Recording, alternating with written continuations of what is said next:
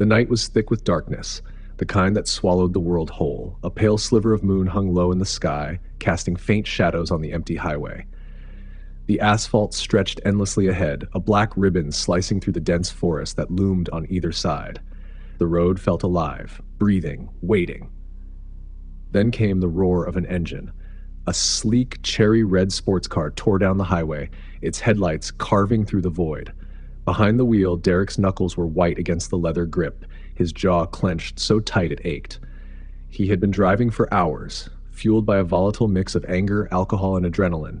Road rage had become his closest companion, feeding the fire that burned hotter with every mile. Derek had always been quick to anger. A slow driver, a missed turn, a honk from another car, any slight could set him off. Tonight, it had been a trucker who cut him off at a rest stop. The confrontation was brief but explosive, ending with Derek flipping the man off and peeling out of the lot, tires screeching. Now, alone on the highway, his fury simmered beneath the surface. The speedometer climbed 80, 90, 100.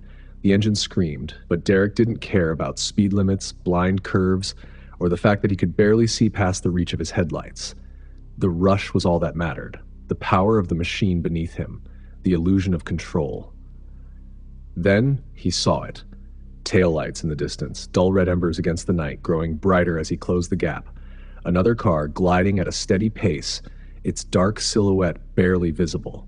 Derek sneered. Who the hell drives this slow at this hour? Didn't they know this road was his? He slammed the horn, the blaring sound splitting the night. No reaction. The car held its course, speed unchanged. Derek's irritation flared. He flicked his high beams on and off, strobing the darkness. Still, the driver didn't budge. Move, you idiot, Derek growled, his voice drowned by the roar of the engine. He swerved into the left lane, pressing the gas pedal to the floor. The sports car surged forward, closing the distance in seconds. As he pulled alongside, Derek turned, ready to throw a middle finger at the driver. But what he saw made his breath catch. The car was a black Audi, sleek, high-end, its tinted windows reflecting the moonlight. But something was wrong. The air around it seemed to hum, vibrating with an energy Derek could feel in his bones. A wrongness, an unnatural presence that made the hairs on his neck stand on end. For a moment, hesitation crept in. Then anger overpowered it. He wasn't about to be intimidated by some rich prick in a fancy car. Derek yanked the wheel, cutting in front of the Audi. Tires shrieked as metal kissed metal. A fender bender, just enough to make a point. He laughed, sharp and bitter.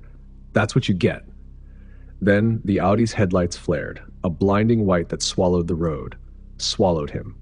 Derek squinted, blinking against the glare as the black car pulled up beside him once more. This time, the driver's window rolled down. Derek's heart stuttered. The man behind the wheel was pale, almost ghostly in the moonlight. His features were sharp, cheekbones high, lips thin and bloodless. But it was his eyes, dark, endless voids that held Derek captive. Cold, ancient, inhuman. The man smiled, revealing perfect white teeth. Canines just a little too long, a little too sharp. You shouldn't have done that, he murmured, his voice smooth as ice sliding down Derek's spine. The Audi surged forward, cutting him off. Derek stomped the brakes, his tires screaming against the pavement. His pulse thundered in his ears. What the hell was happening? A few yards ahead, the Audi rolled to a stop. The driver's door opened. Derek's breath hitched. The man stepped out, impossibly tall, his movements fluid and predatory. He wore a tailored black suit that seemed to drink in the night. Power radiated from him, thick as the darkness itself. Derek should have floored it, should have gotten the hell out of there. But he couldn't move. The man approached, slow and deliberate, like a hunter closing in on wounded prey. When he reached the driver's side, he leaned down, his face inches from Derek's. Up close, his eyes burned with an eerie, unnatural glow. His scent was strange, metallic like copper and something older, something primal. You have no idea who you're dealing with, he whispered, but you're about to find out. Derek opened his mouth, maybe to apologize, maybe to beg, but no sound came. The man's smile widened. In a blur, his hand shot through the open window, fingers closing like a vice around Derek's throat. The world spun as he was yanked from the car, his body slamming onto the asphalt. Pain exploded through him, but it was nothing compared to the terror coursing through his veins. The man loomed over him, his shadow swallowing Derek whole. You think you're untouchable? The man hissed. That you can take whatever you want, do whatever you want. His grip tightened. You're nothing. Derek clawed at the iron grip, his strength meaningless against it. Then he saw the fangs, long, glistening, deadly. The man leaned in, his breath freezing against Derek's skin. This will hurt. Pain. Sharp, searing. Then darkness. When Derek woke, he was alone. The highway was silent. The Audi was gone. He sat up slowly, his body aching, his mind foggy. He touched his neck. His fingers came away sticky with blood. A sick wave of panic crashed over him. He staggered to his feet, legs trembling. His car was still there, the front end crumpled from the collision. Derek climbed inside, gripping the wheel with shaking hands.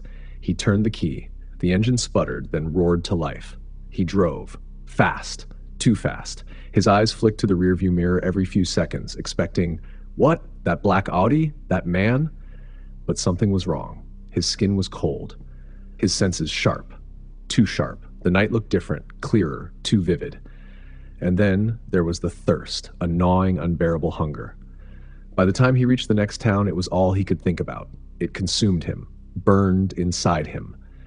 He pulled into a gas station, his hands trembling as he stepped out. A young attendant greeted him, flashing a friendly smile. Hey, you okay? You look like you've seen a ghost. Derek didn't answer. He couldn't. The thirst was too much. He lunged. The last shreds of humanity slipped away as his fangs sank into flesh. When it was over, Derek stood there trembling, his mouth stained with blood. Power surged through him. Strength. And horror. He had become a monster. And as he sped away into the night, the Audi's taillights flickered in the distance. Watching. Waiting. Derek was his now, and the night was far from over.